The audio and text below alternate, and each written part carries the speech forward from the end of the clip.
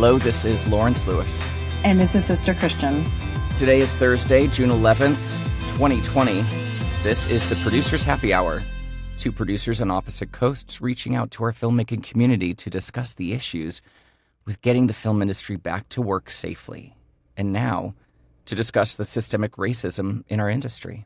We find ourselves being asked to take on greater responsibilities from a variety of guidelines created in multiple sources due to COVID. Now, more than ever, it's important for us to keep sharing our experiences and ideas. And we still want to hear from you, so please email us your thoughts, or better yet, record a 1 to 2 minute voice memo and send it to producershappyhour@gmail.com. Just follow the instructions on our website, producershappyhour.com. And please share the show with your friends, colleagues, family, your frenemies. We want these stories to be heard. We think that they're important, but we also, we really want to know where you stand on these issues. Yes. And while we're off for a week, we came back with the interview with Mercedes from the week prior. Mm-hmm. We're still trying to figure out the right voice for the show and with everything else going on. So we're going to present an old episode back from January. This would have been original episode 4. And it's an interview with Jordan Levy, who is a cinematographer for over 20 years in commercials, music videos, television, and film. He was also on one of our crew safety roundtables last month. So keep in mind, folks, that this episode was recorded back in January, before coronavirus, before the economic shutdown, before the last few weeks of protests. And it was a very different time in a very different world. So again, keep that in mind when you listen. It's still informative. It just may feel like super positive. Super positive, super happy. Exactly. And Christian, before we get into it, we should let everybody know that we are now going back to be a weekly podcast. I know. The devastation out there. I hear it now. So many tears, so many tears. The tears. So much is going on right now. And, we still want to discuss how to get back to work, but I feel like our efforts need to be split among many different things right now. So weekly feels best for us. We can always hop on and do more if we decide to, but in the end, weekly feels right. Yes. So they'll come out on Thursdays, late in the day, around 5 o'clock or 6 o'clock West Coast time. So you've got a whole week to listen to these episodes now. So listen. Christian, how are you doing? How's your mental space? Mentally, I'm good. I've been busy on several other projects, nothing work related, because I've been getting calls and I'm not ready to go down the road of, trying to figure out how production should be done. Mm-hmm. I know how it should be done, and I don't want to have to fight for every penny to get it done. Yeah. There should be some standards in place, which quite aren't there yet. I also pulled my back out, so sleeping and there's a little muscle relaxer. So if I start to slur a little bit, guys, sorry then about we that. know why. How are you? I'm all over the place, Christian. My head is spinning. I'm so scattered a little? Scattered. I'm so scattered. I can't focus. I've been going to these marches. I know you have as well. Very focused more on that. And I know I'm in LA County.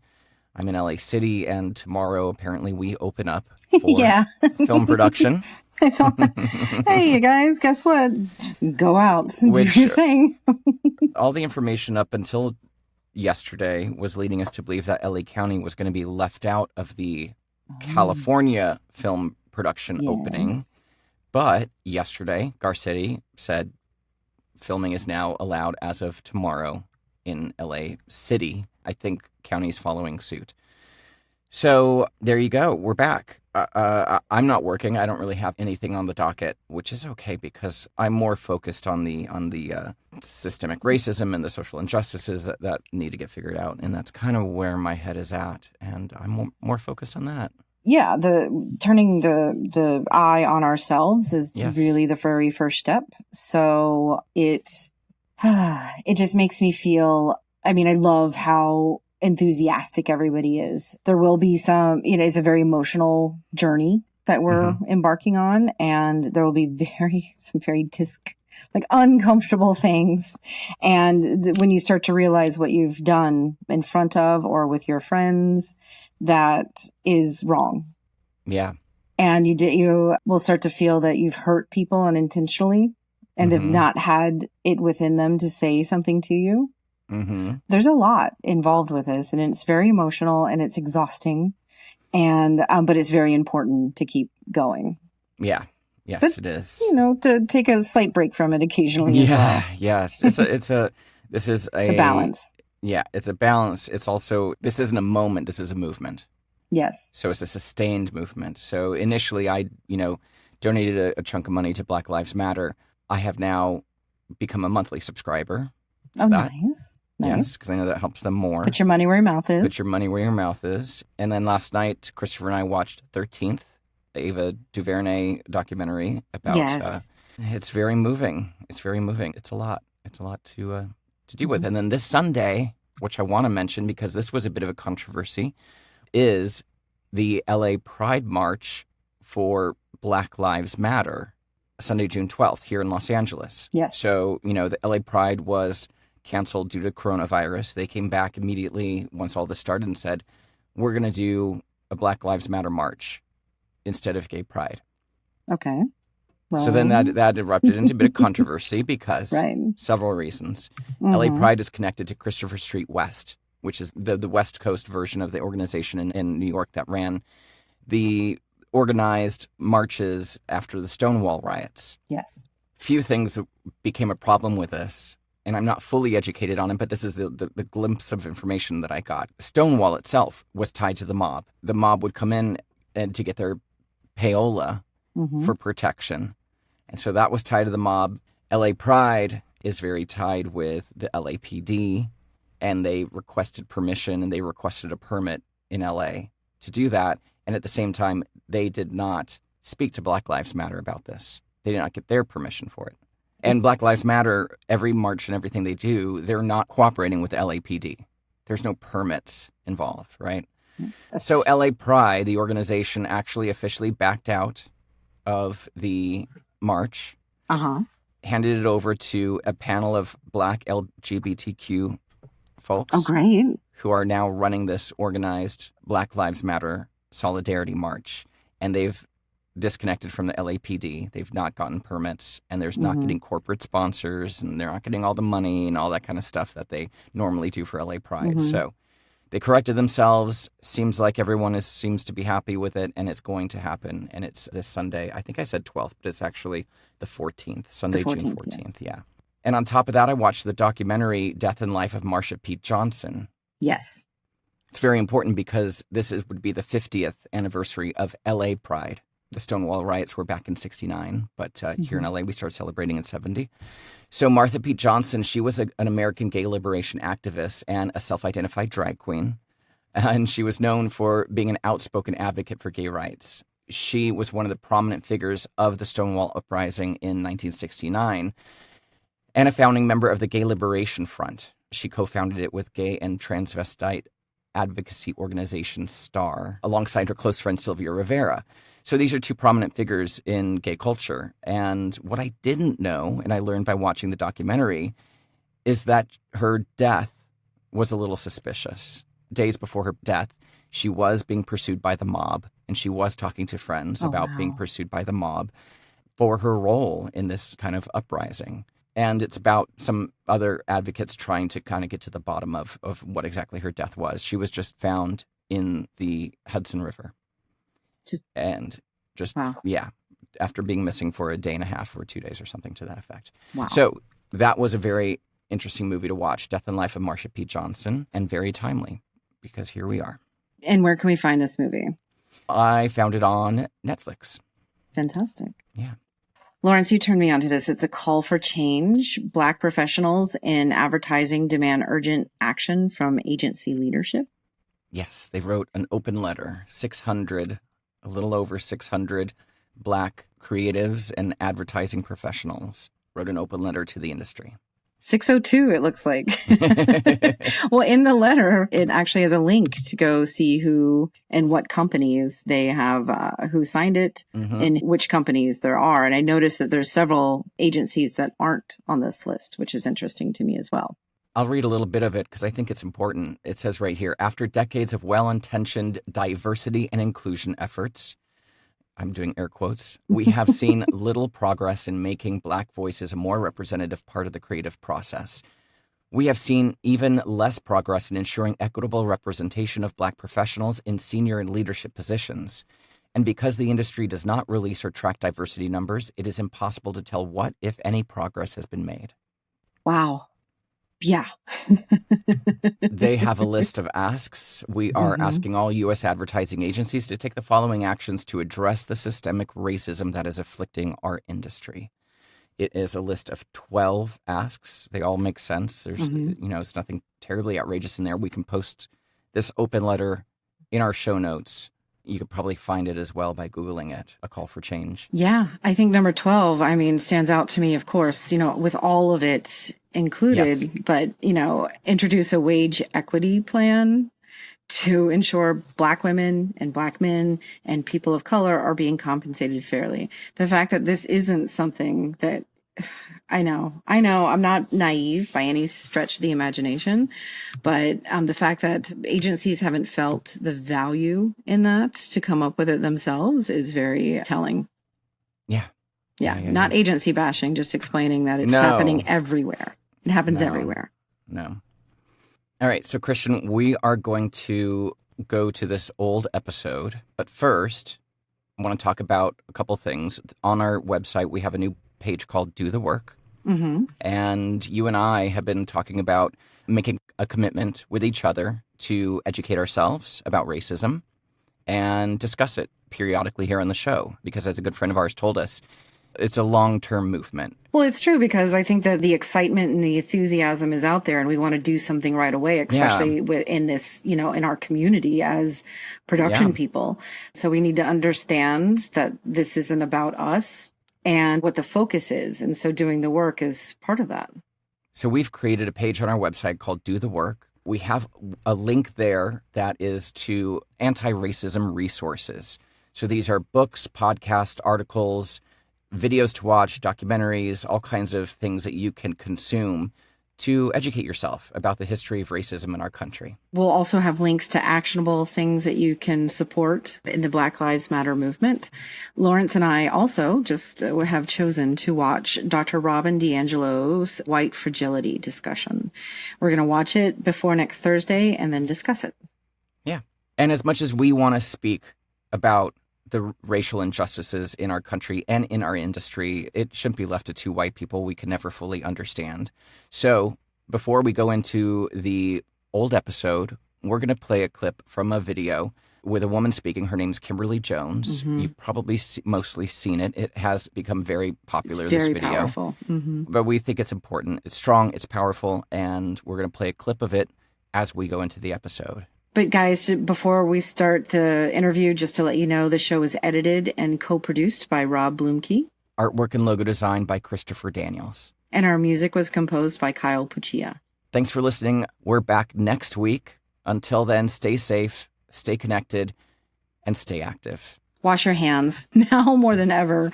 Since we are venturing outside, please wash your hands. Don't touch your face. Clean your phone.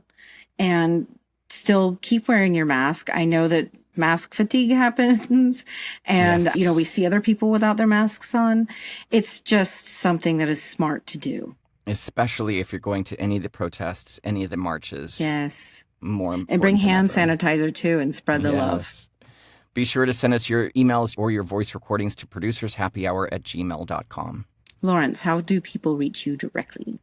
2 ways, lawrencetLewis.com, or for voiceover work, voiceoflawrence.com. Christian, how do people get you? They can reach me at sisterchristianproduces.com. All right, let's take a listen to old episode 4 and Kimberly Jones. So when they say, why do you burn down the community? Why do you burn down your own neighborhood? It's not ours. We don't own anything. We don't own anything. Trevor Noah said it so beautifully last night. There's a social contract that we all have, that if you steal or if I steal, then the person who is the authority comes in and they fix the situation. But the person who fixes the situation is killing us. So the social contract is broken. And if the social contract is broken, why the fuck you do I give a shit about burning the fucking Football Hall of Fame, about burning a fucking Target? You broke the contract when you killed us in the streets and didn't give a fuck. You broke the contract when for 400 years we played your game and built your wealth. You broke the contract when we built our wealth again on our own, by our bootstraps in Tulsa, and you dropped bombs on us. When we built it in Rosewood and you came in and you slaughtered us. You broke the contract, so fuck your Target. Fuck your Hall of Fame. As far as I'm concerned, they could burn this bitch to the ground. And it still wouldn't be enough. And they are lucky that what black people are looking for is equality and not revenge. Hi, Lawrence. Hey, Christian. What's new? Oh, God. So much is new. We're recording this in the new year, right? We recorded the last few episodes back in 2019, which seems like a distant memory. Yeah. But well, January was a year long. it was. This year has started hot and heavy, I think, right? How about for you? Yeah. I'm on the second job of the year already, which is kind of nuts for wintertime. Both of them have been travel jobs, which again, for wintertime is a little bit out of the norm for me. But yes, been very fortunate. I had to go to Detroit. Oh. In January. Do you know what the temperature was most days? 22 degrees. Yes. I'm born and raised Southern California. I'm not built for that type of weather. I don't have coats that work for that kind of weather. But, no, layers. Thank right? God. You know, when you're on production and it's a crazy schedule, you don't get to really do anything. No, so you're not really not. outside that much. So I borrowed a coat from Christopher and made do with it, and it was fine. That sounds awesome. I've also had to send a PA out occasionally for a winter jacket. So Or nice to be in the biz. Have you ever sometimes. asked your wardrobe department to maybe prep some warm clothes for you? I have definitely had asked the wardrobe department to do that for either client or director. Yes. Yeah. Yes, I have as well. Well, look, I am really excited about today's guest. I'm very excited because this will be our first DP. Yes. Today we have the amazing director of photography, and he's a really, really great guy just to have around and to work with. He's really fun. And today we're going to be talking to him about tech and how that affects the camera department. It could be anything about the different formats we have to shoot now for the different platforms. 9x16, what? But that's tall, not wide. It's tall. And my last 2 jobs, we've had a frame for that, which is, that's just the sign of the times. But also all these new lighting panels and all these new camera bodies. And we need to learn as producers what is going on, what's the new tech, how that affects DPs and what they do, and the equipment that we're renting for them to do their magic. Exactly. I feel that we need to be in the know as well so that we can advise and say, there might be a better way to do this. Have you thought of this as well? Exactly. On my last job, we got to the location into the Scout, and we realized, I can hear your drink. I was hearing it too. Okay. I will stop. It's okay. No, it's happy hour, so we're fine. It's fine. It's the whole point of the show. The last job I did, we decided to go with an Alexa LF, large format sensor, right? And it helped make the background fall off out of focus, which was really good because it just wasn't the prettiest.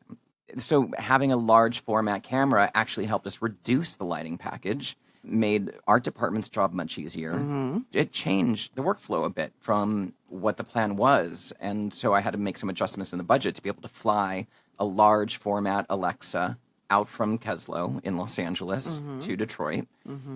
But spending that money was the right thing to do because it made a lot of other things about the job much easier. Well, it sounds like you could cut down on manpower. We did. And equipment. Yes, we and did. time in your day. Yep.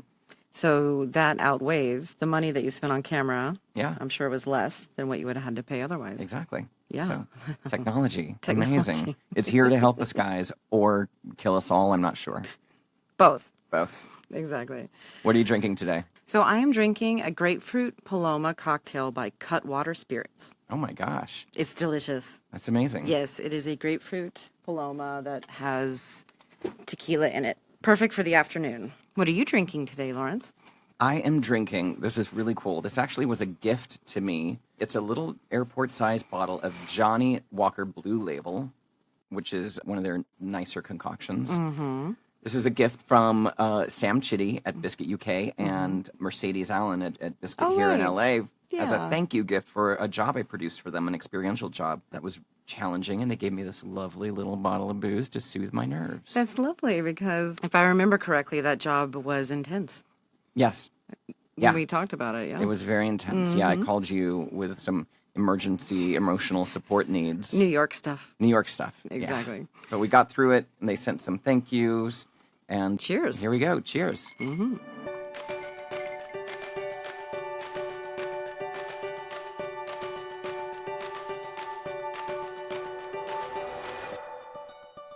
Okay, our interview with Jordan will be a bit later because it's time to get on with the episode. And let's do it. Yeah.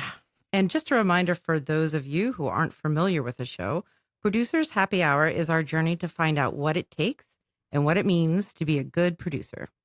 So, Christian, I have a new segment for you. What's it called?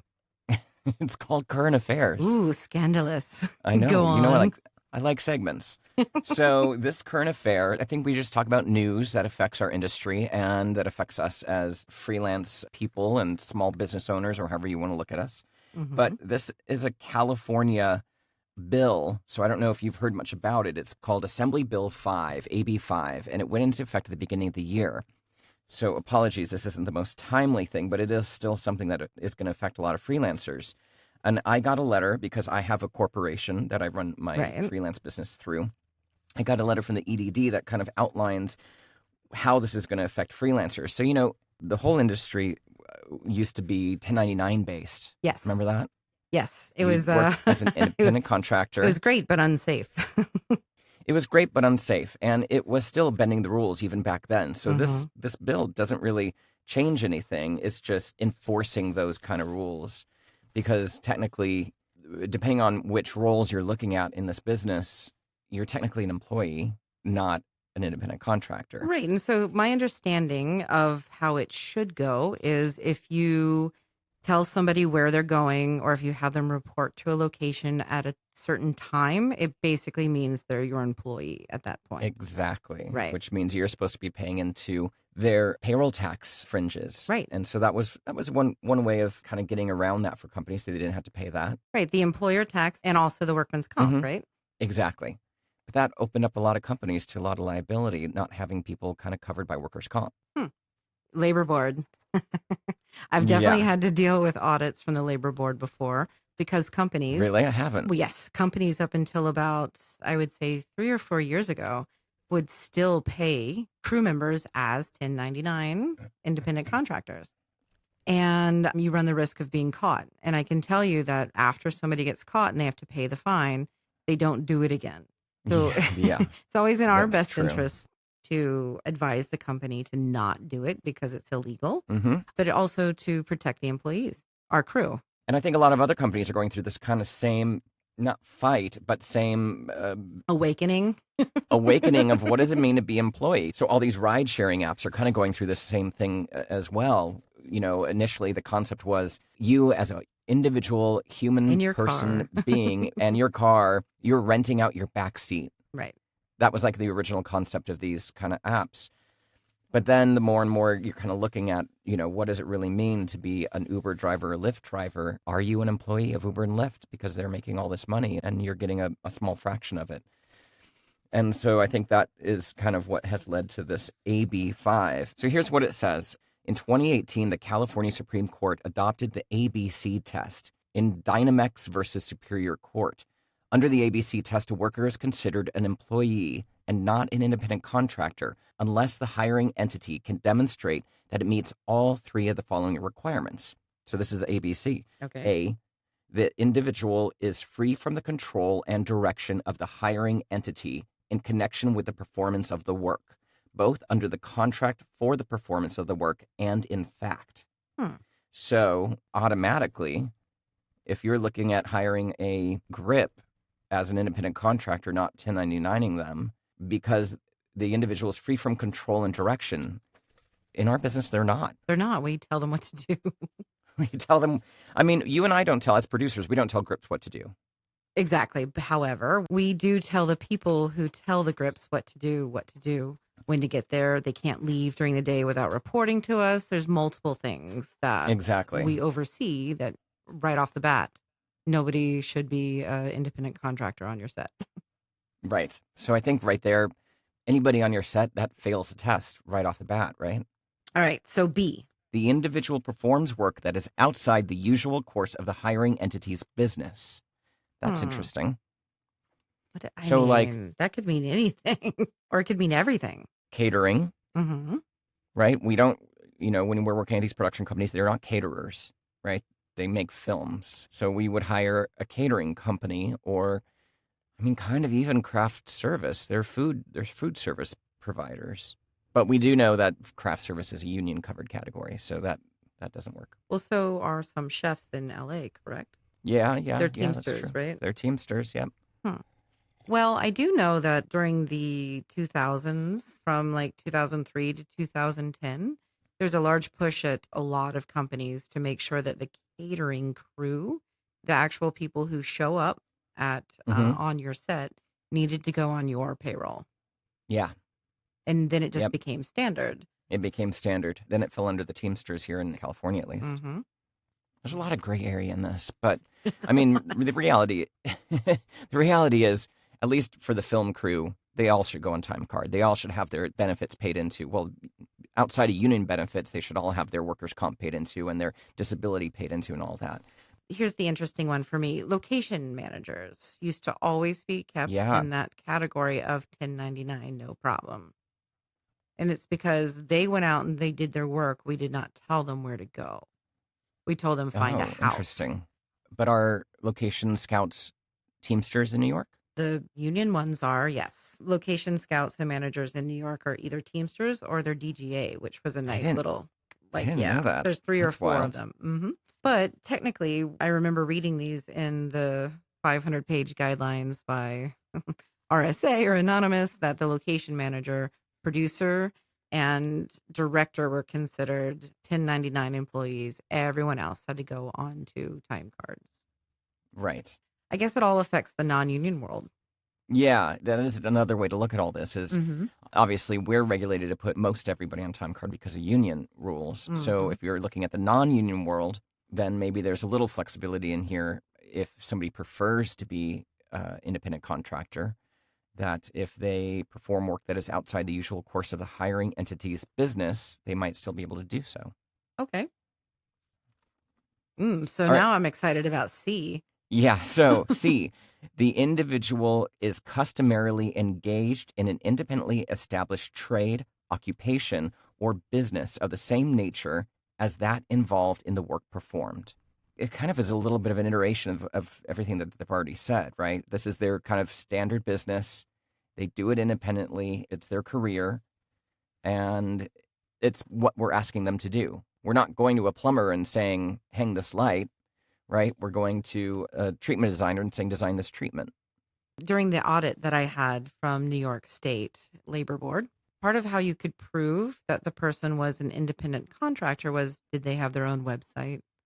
Did they advertise themselves on their own? Do they have a company name, even if it's just a DBA? Yes. There was also something, I remember looking at this decade ago, that said, do they have specific tools that they use to do their job? Oh. Do they have an inventory of tools? Yes, and is that where the kit rental breakdown came from? I know that the Possibly. IRS... Possibly. Yeah. I know the IRS makes you list value now beside the products that you list on your kit. You can't just say screwdrivers. Yeah. You actually have to screwdrivers, list it all. $40. Exactly. Yeah.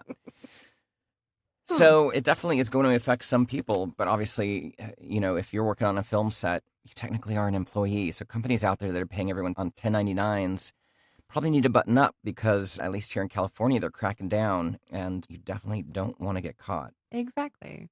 So the rest of this letter goes on to say that under AB5, the ABC test, which we just read, A, B, and C, must be used to determine the appropriate classification of workers in most occupations for the purpose of the Labor Code, the Unemployment Insurance Code, and the Industrial Welfare Commission wage orders.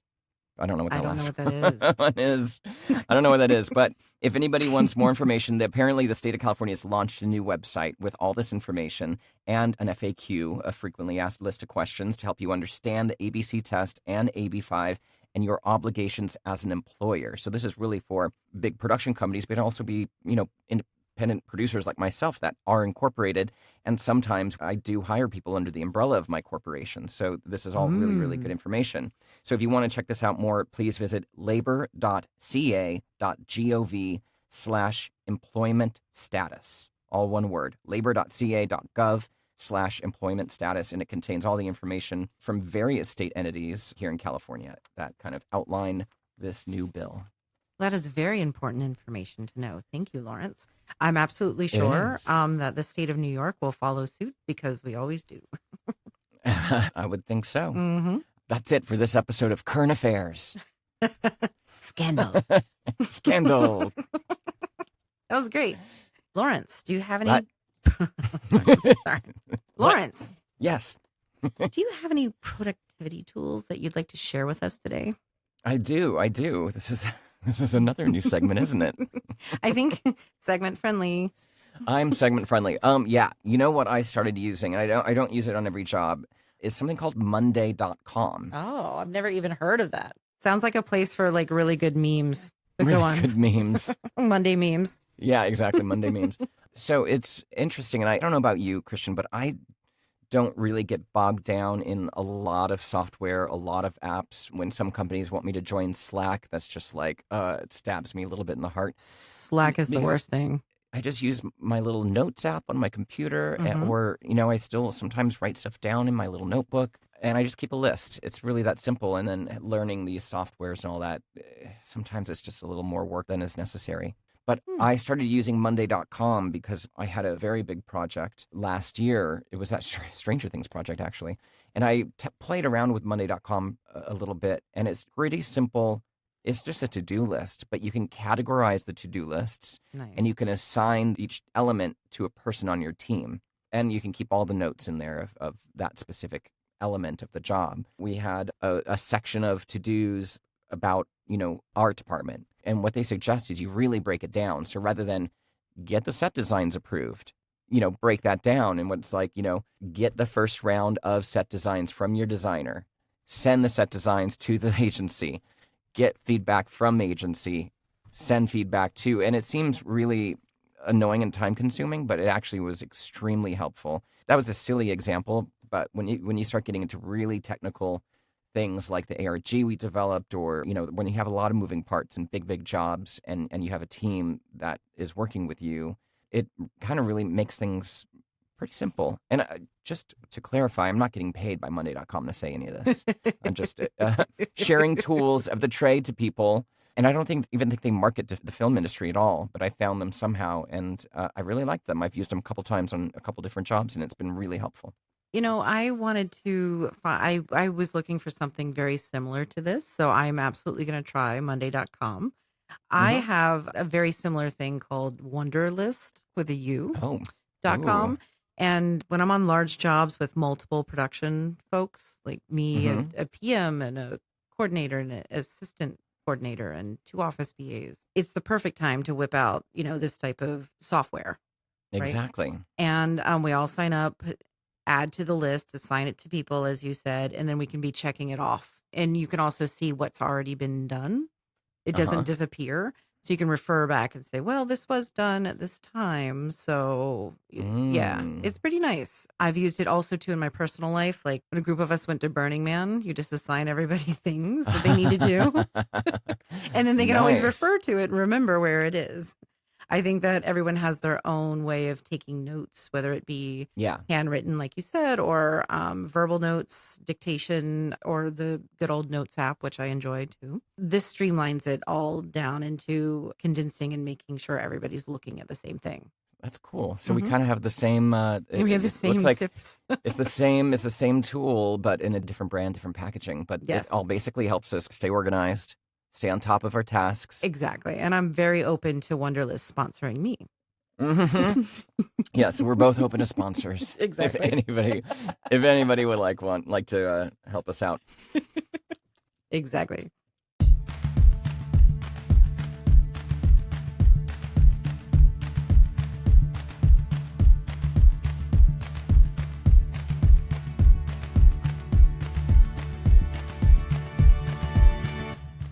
as we mentioned, today our focus is the latest tech and how that affects camera department.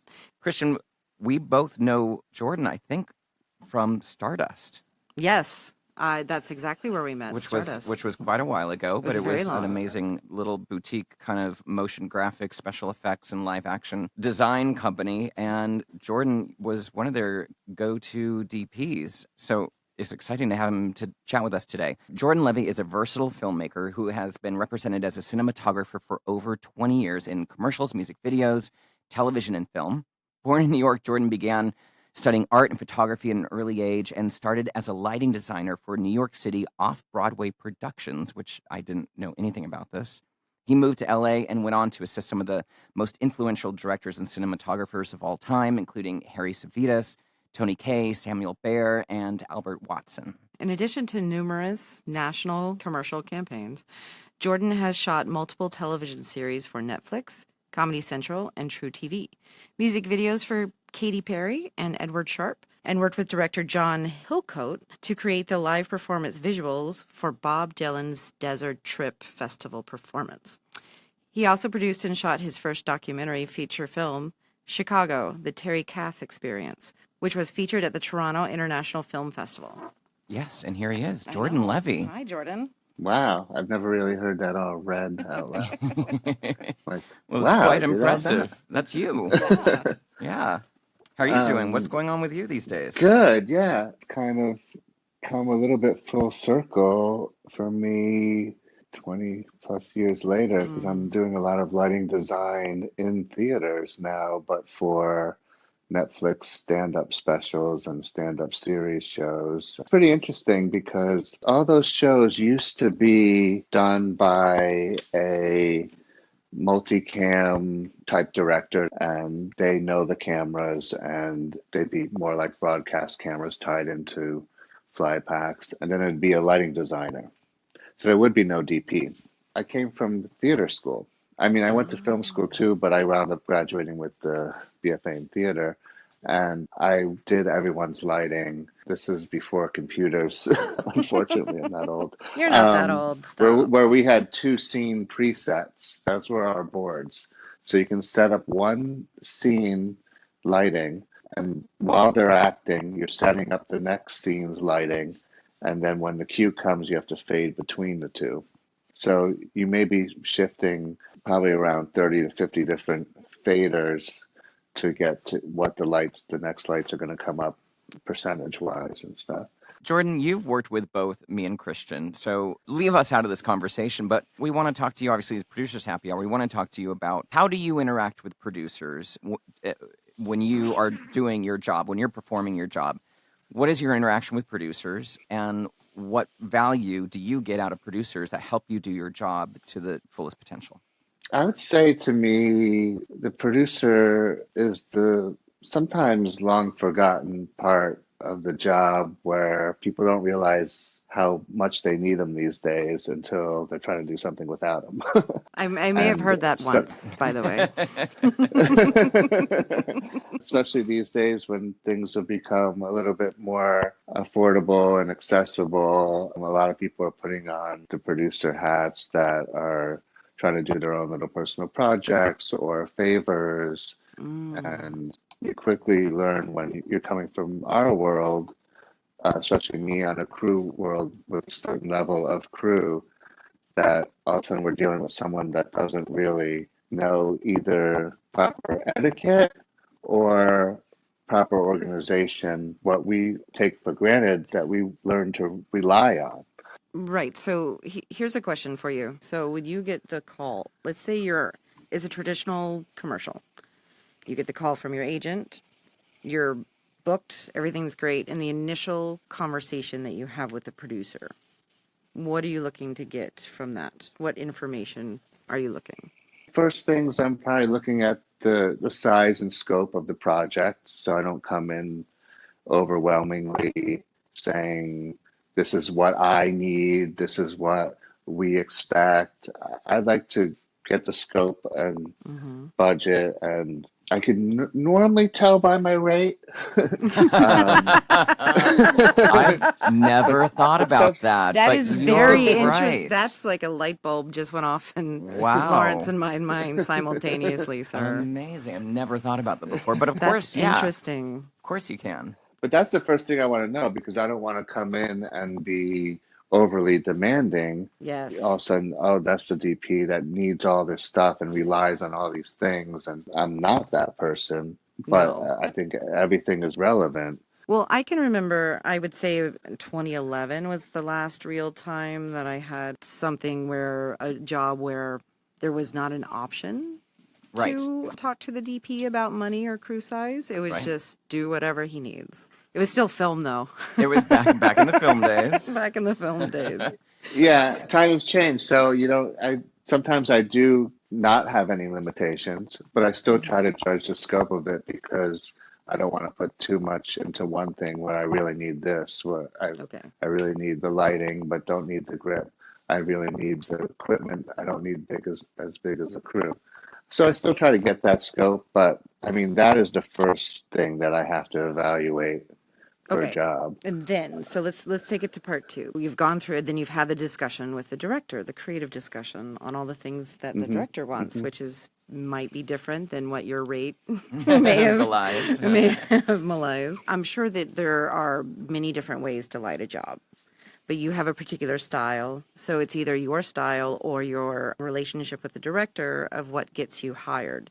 So how do you take your style to shape the job under the scope that the producer has given you? For the most part, I would say 70% of my jobs are from clients I've already worked for. I definitely come from being a producer hire. Was that Rich Kaler or Jason Manns? Or Emily Both. Plunkett? Exactly. All of them. I think I've met almost all the directors I worked for years through being a producer hire. I've known for Interesting. being, Production friendly, as they say. yeah, word gets around. Yeah. I don't think people realize that sometimes. Do you know what I mean? Uh-huh.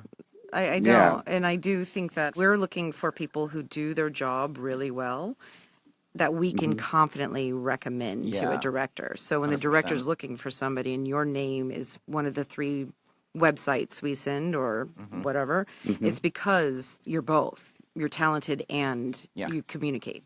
Yeah, so I always took it as a good thing. And I think I've done more versatile work instead of being kind of pigeonholed with one or two great directors. Being a producer hire, I really have a broad spectrum of clients to where it's really hard to pigeonhole what I do now.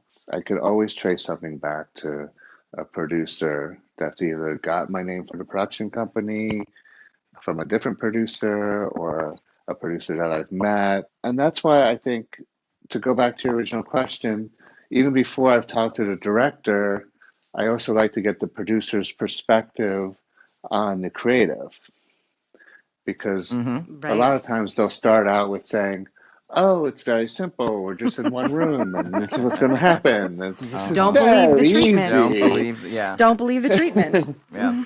So I just have to get their perspective on the creative, as well as what I was saying about the scope and the budget. But I do like to get the producer's view on what they're expecting. Sometimes the producers have a little bit more insight into what the agency actually wants. Right. Exactly. And the director might have their own Side adventure. side adventure that they want. But also sometimes the producer can be a little delusional about how simple the shoot might be. So, when you do find yourself on a job with somebody who may have lesser experience than other producers that you've worked with, how do you guide them? Or do you specifically ask them for multiple things or Like if you see red flags in your conversations stuff's with a going producer, wrong? do you kind of come back to them and maybe you do take a little bit more of a firmer stance and say, hey, if this is the outcome you want, we need to do it this way. Where do you feel your role is in that kind of guiding the ship? Because between the producer, you, and the director, you're really kind of at the top of the ship, right? Yeah, I think that's a definitely good question that I probably come across with almost every job, unless the producer and director and me have worked together many times. I work with a director that expects a certain amount of things to happen during a shoot. And the producer was not used to that. And it was someone that's doing features, and the director's feature director, big ones. And he expects certain things where the producers tell me I'm not getting them. And I'm saying, well, this isn't coming from me. These are directors' needs, directors' wants. And I sometimes have to give them a little perspective on who they're working for and what they're going to expect and what's going to happen on set. There's some directors that are highly involved in the pre-production of their project and some that are not. It's done as polite and cordial as it can go. Sometimes things do get a little heated, but it's always me trying to balance the communication between them as well and make sure everyone's coming to the set knowing what's going to happen and what's not going to happen. What's not going to happen? What's not going to happen That's is just as interesting. important Exactly. as what's going to happen. Because Yeah, I don't want them to have bigger expectations than I know is not going to happen or can't happen due to either time, technical money, limitations. money, manpower, everything, right? Yeah, so it's really not to go in with them, either side expecting more than is possible. Sometimes I am the median talking between the two. So communication seems to be across the board when we talk to people. Communication seems to be the most important thing out of a producer that really kind of helps benefit everybody in doing their job. What do you see? Are there any traits in producers that maybe hinder you from doing your job? Are there any missteps producers make that really kind of tie your hands from executing what is supposed to be executed? I think the only thing that really is a hindrance to me is when they get super stressed out. Really? Yeah, because it's normally not from what I'm doing. It's something that's coming from either the client or the agency or the production company. Or whatever is affecting them. Sometimes it gets taken out on me or the director or the crew or the situation we're in. The key is to recognize that immediately, that it's not what we're doing now, and we have to continue on what we're doing. Everyone has their cog in the wheel that has to keep moving. I see the producer, though, as the tour guide. Oh, that's a good one. I like that. We're on a tour. We are tour guides. The bathrooms are to your You're the left. tour guide. Yep. Craft services to your right. We've got 10 hours. Go. Yeah. And that's what everyone's looking. If you're the line producer specifically, Yeah. For the crew, I may be the person that's hiring them, and they'll probably do what I say before anybody because they look at me as their boss. But for me, the line producer is the tour guide through the whole process. Mm-hmm. Any questions, ask the tour guide. Right, but any tour that I've ever been on, I would not want to be stressed out on. And I also find that stress comes from inexperience, too. And telling somebody to relax always works. So if you didn't try that, could be a thing. Can we switch gears for just a second? I'd love to ask you about your process. These days, I know we have shortened prep times than what may have been the standard before, but it's all due to money again. So the moment that you get the email saying that you're confirmed and booked on a project, when do you start?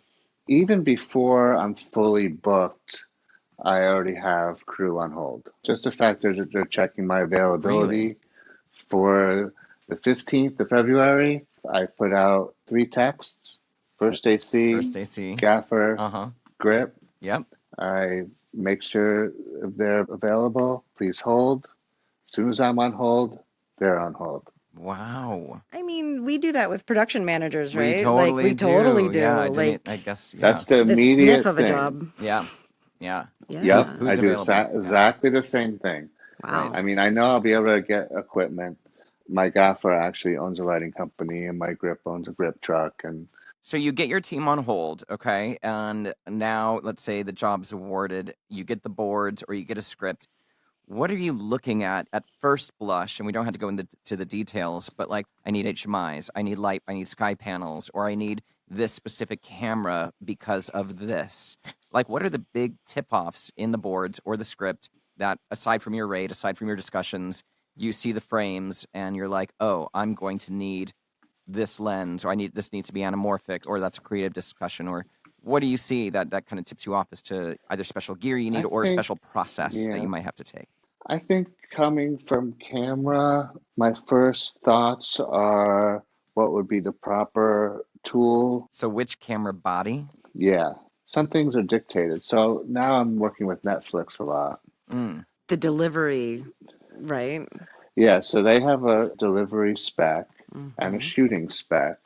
So we have to get on the phone and do a Netflix tech call Wow. with their tech department for every job.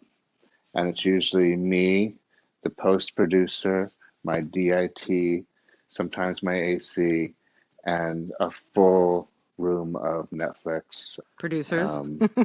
deliverable department Mm. producers. Interesting. And we all have to come to an agreement on what the specs are going to be for the shoot. So some cameras are automatically out, like Alexas are not Mm-hmm. approved for Netflix except for the new LF1, which is harder to get multiple of. So a lot of shows are multiple cameras, so it's kind of tough. So we've jumped mostly to the new Sony Venice full frame 6K camera, but we tend to shoot 4K with it. So and sometimes it's easy. So I'm in the commercial world. Do you guys need 4K or are you okay with an Alexa? And generally they just write back Alexa. Huh. And that's the decision is made. Ah, So okay. after that, there's really two categories. One, when a job comes to me with comedy, those directors I've usually worked for before, and if I haven't, it's generally the same thing. They're not looking at how I'm going to light it. They're looking at how they're going to comedically deliver the gag that's going on in the story for the comedy. The lighting is not even in anything in my head because I know when it comes down to it, they just want it to look good. In those treatments, there's usually not a whole 5 pages of styles and looks. Right, right. Like there can be in a 30-second lifestyle commercial.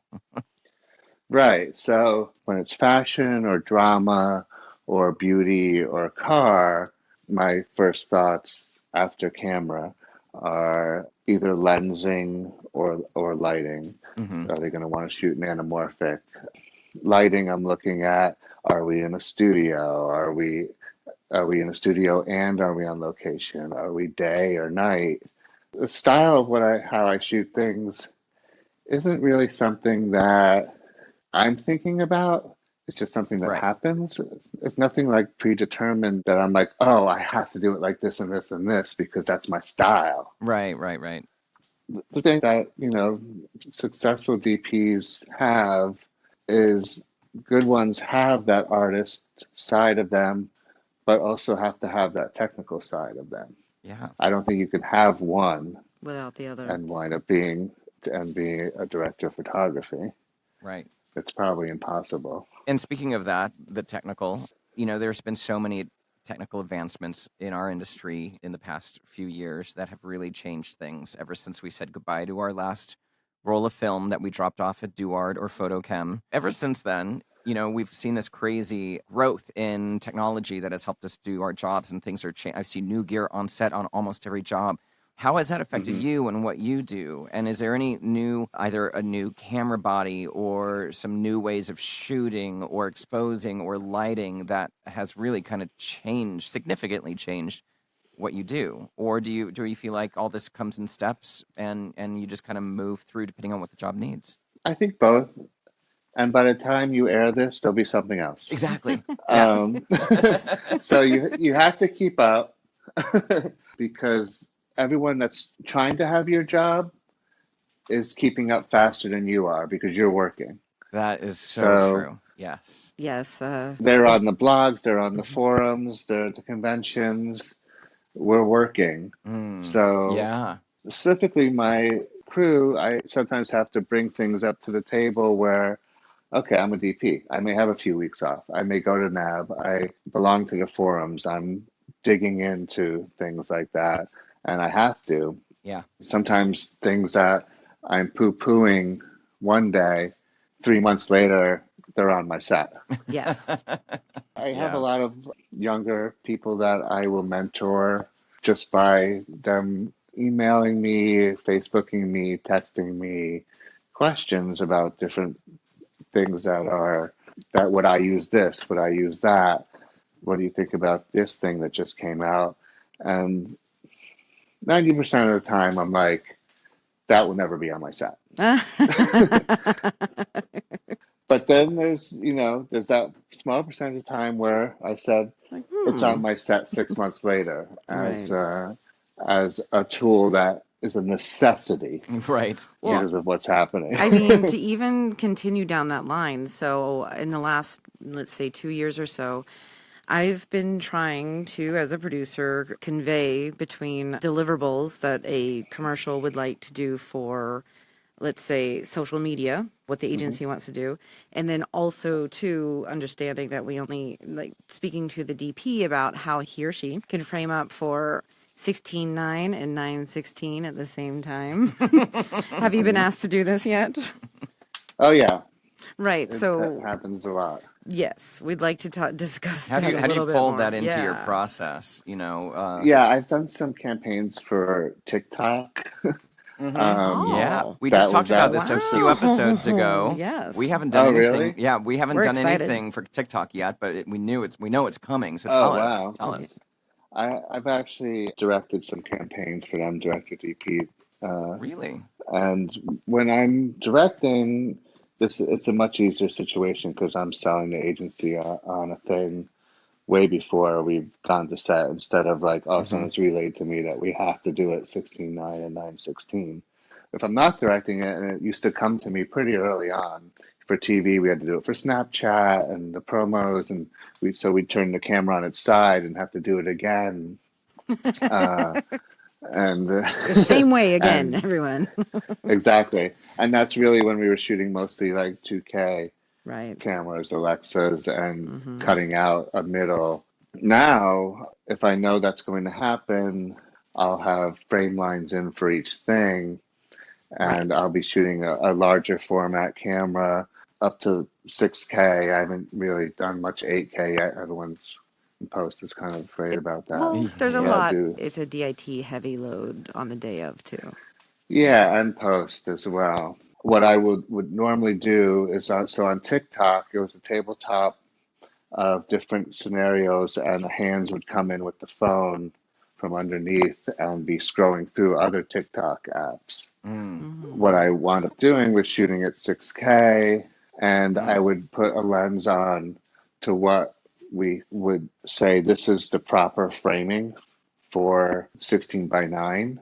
So once we've signed off on that, I took that lens off and I put on a much wider lens so they can cut out both things. That's Right. it's kind of genius. So it overshoot it.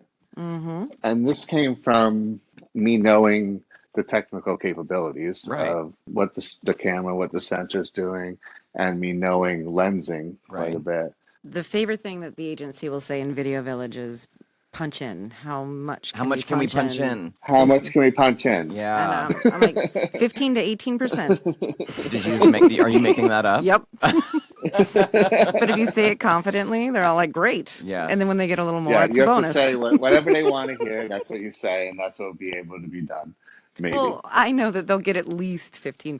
So Yeah. Depending on where it's going for, 9:16, obviously that's not going to broadcast. Right. That's going to the internet. So at the very So, least, it's got to be HD, right? yeah. At the hmm least. So you're shooting 6K, you're shooting everything wider than it's going to be. Mm-hmm. The math is done, and I'm selling them on. You'll be able to cut out the 9:16, and you'll be able to frame the 16:9 Wow. exactly how we showed it. So once I show them the actual shot with the lens that it should be, and then Then you back out. yeah, I usually will change the lens a couple of steps wider. So if I'm on a 35, I'll go to like a 21, and wow, now they got all of that. But that also comes to where on tabletop, I've talked to the production designer about building the table, the scene bigger than it will be Oh, right. because we're going to be shooting off of Off it. of the, I've also sold this into the whole agency way of thinking because what has happened is, oh, do we have to shoot everything twice? Now we can only do 3 scenarios instead of 4 scenarios. But Yeah. I'm like, actually, no. This is how we'll do it. And they're Yeah. very happy that they can get in another scenario. So, Jordan, we only have a few more minutes left, but how have you had to adjust your thinking, or have you, or your way of working to kind of accommodate the shrinking budgets that we are all having to work with in this crazy commercial, more for the commercial world? I know the TV stuff you do is totally different, but in the commercial world, have you had to kind of adjust and shift what you do? Yeah, but I was in a unique position to where coming up before I was remotely successful at anything, I was always kind of producing, shooting my own things. I was making music videos in high school, in college. So I'm quite aware of how to do things smaller. And I always still, since music videos died in 1998, I'm glad someone you put a year to it. I know it for a fact because that's when my agent said, take every music video off your reel. And I went kicking and screaming. Really? And within 6 months, I was shooting car commercials. So I was like, oh, she knew exactly what I was saying, what she was doing. But I never stopped doing music videos. Most of my friends, though I'm in the film industry, I would say the majority of my friends are in the music business, either in bands or labels or musicians. And so I've never stopped doing music videos for friends. So when something comes through with a smaller budget, I think I have already adapted to that's just another way of doing this. And I think what I've said before was letting everyone know of the limitations. I mean, I have producers that have something low budget on their table and they come to me and they go, can you budget this? Because Really? we don't even know what to start. Yeah. I can budget it as far as my crew and my equipment. Right, yeah. I won't have food, sound, No. or Yeah, production yeah. design on there. That's our rice bowl. But they still want to know, like, what would my side of things Cost. How can you do this for? I mean, I just had to do that this week. That's actually pretty common because producers are not sometimes used to doing a small thing. So they want to know if it can be done. And it could be if there's money for it or not. Right. And if it can be done, can you do it? Have you? Right. And how can you do it for 20 grand less? Yeah.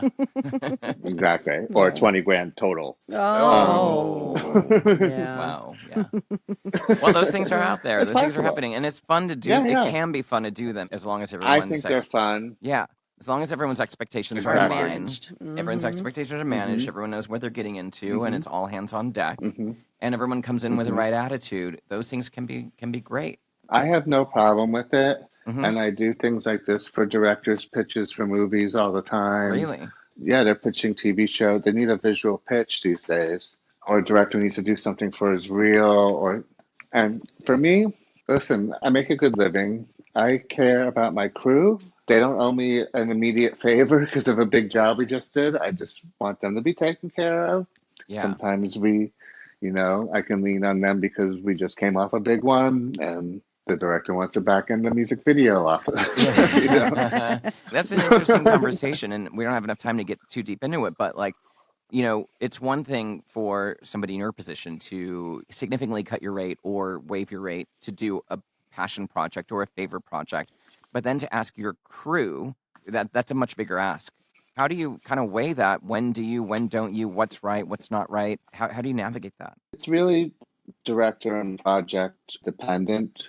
I try not to anytime ask for a complete free favor. No. It's usually the favors are coming from a director or a producer that we've worked with quite often and he knows us and knows the crew. If it's for him or for a short or for something, I usually at least try to get them to give everyone like $100. Right. At least something. Just so Gas everyone's money. on the same Yeah. page. Yeah. Everyone's on the same page. They're getting $100. I try to reel in the director's vision or producers how much we're going to work and what it can take or what is too much to ask for this price. Okay. And I just try to balance it all out. And that's one situation. And the other situation is if we don't know these people, then I at least try to get them taken care of in a better way, or Yeah. I really just sometimes I have to pass. It never has to do with anything that's the budget or what I'm making on the job, It's which about your crew. maybe nothing. It's about my crew. I mean, you don't want to upset your crew. No. And that is something that I've come to know about you. Your crew is like your family. You guys are always tied together and they got your back. You know them, you take care of them. And that kind of relationship is really important. And that's how you make it work. Thank you so much for your time. We know how valuable it is, so we really appreciate it. And this was fun. We learned a lot. We learned a every lot. conversation we have with somebody, we learn a little behind the scenes about the things you guys are talking about when we're not talking to you, and it's educational for us as producers. So this is great. We love appreciate it. Great. Yeah, I think that's what it's all about. Jordan, how can people get a hold of you? I'm wrapped by Radiant Artists. Uh-huh. Lindsay's my main point there. Lana Lindsay. there as well. Yeah, Lindsay, everyone loves them. And Yeah. that's why, I left a bigger agency that got overwhelmed. So Radiant great. Artists is where they can get a hold of me for work. Awesome. But I'm also, Instagram is a big thing for us, which is Jordan Levy DP. Jordan, thank you so much. Thank you guys. Well, that's it for this episode, but we want to hear from you. Yes, any questions, comments, or any ideas on how to be a better producer, send us a note. Hit us up at producershappyhour@gmail.com, or you can find all of our contact info at producershappyhour.com. Yes, and a big shout out and thank you once again to Kyle Puccia, who is a commercial music composer, and he did the music to this podcast. Obviously, a big shout out to Jordan Levy for taking the time out of his day to chat with us and give us some insight as to what happens in the DP's mind after we make that phone call. It was very informative. Thank you, Jordan. It was very informative, yes. And another shout out to Tom Tenney at Radio Free Brooklyn for connecting you and us virtually across the country. Yes. It's like we're together, but we're not. So strange. Yeah. Yes. And Lawrence, how do people get in touch with you? You can always get a hold of me at indelible-arts.com. That's my experiential production company website. But if you want to hear my voice, go to voiceoflawrence.com. I'm also available as a voiceover artist. What about you, Christian? I can be reached at sisterchristianproduces.com. Excellent. We have so many more guests coming up. So guys, stick with us. We're going to have a lot of fun chats and a lot of stuff to learn. And as we continue on our journey about what it means to be a great producer. Bye, y'all. Bye. Join us next week for another edition of Producers Happy Hour with your hosts, Sister Christian and Lawrence T. Lewis.